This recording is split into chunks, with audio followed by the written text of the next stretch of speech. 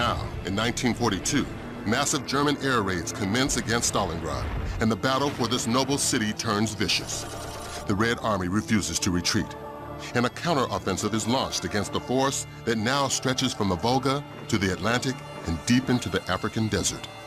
Against impossible odds, millions come forward to answer the call of their countries, their families, their lives. Medal of Honor may have kicked off the World War II trend on the PS1.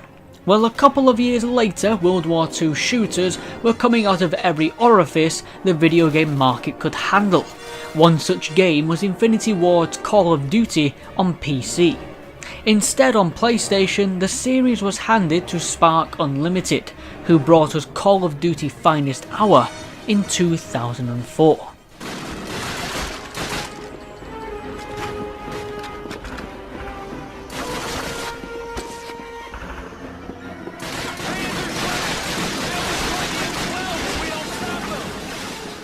Finest Hour follows its predecessor in presenting 3 different campaigns for the player.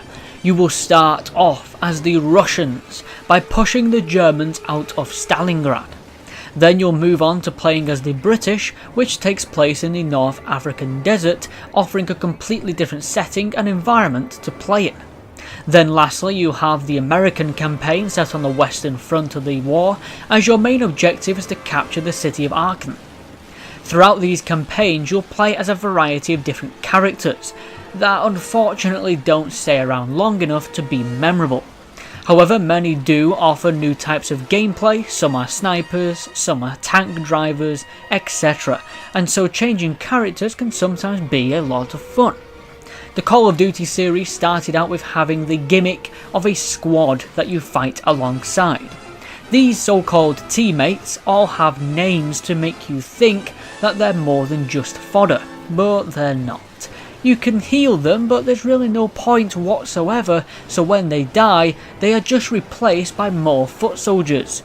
So I won't bother wasting your medkits.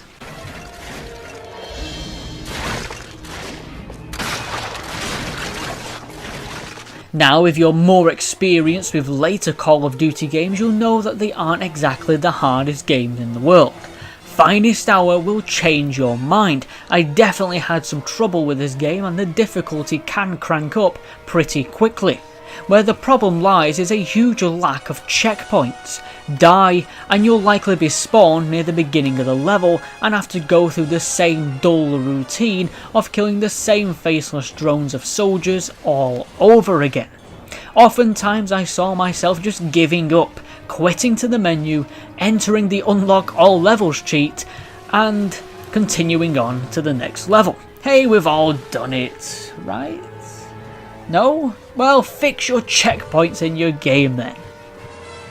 Finest Hour has a nice selection of guns to try out. You can pick up enemy weapons as well for some more variety in the levels, but unfortunately the guns don't really have the kick they should have, and you'll see it takes a good half a magazine of a machine gun just to take down one guy.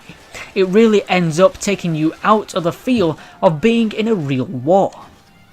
Finest Hour has some adequate level design and the odd stunning cinematic feel to the game, especially in the first mission, which is reminiscent of the Normandy beach landings. The graphics do the job, but the textures could have done with a bit more work. Sound and music don't really offer anything too special either. Finest Hour is also missing a local multiplayer mode, which it really could have done with. Instead, you just got the single player campaign and nothing afterwards.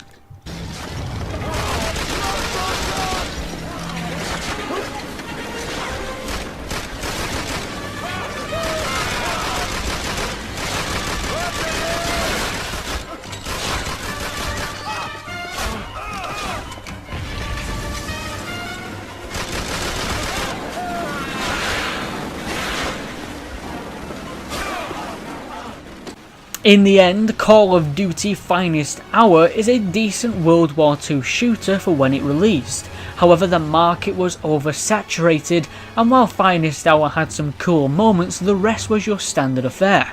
No fascinating characters, no unique standout moments, lackluster gunplay, and even no local multiplayer.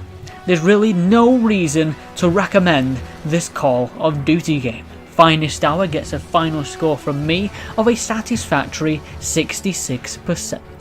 Thank you very much for watching this review, and until next time when we cover more of the Call of Duty franchise, stay tuned and adios. Have a good day. The unconditional surrender of all German forces to the Allies, without which President Roosevelt had declared the war could not end, would not be long in the making. A world that had long been at war would soon be able to rejoice.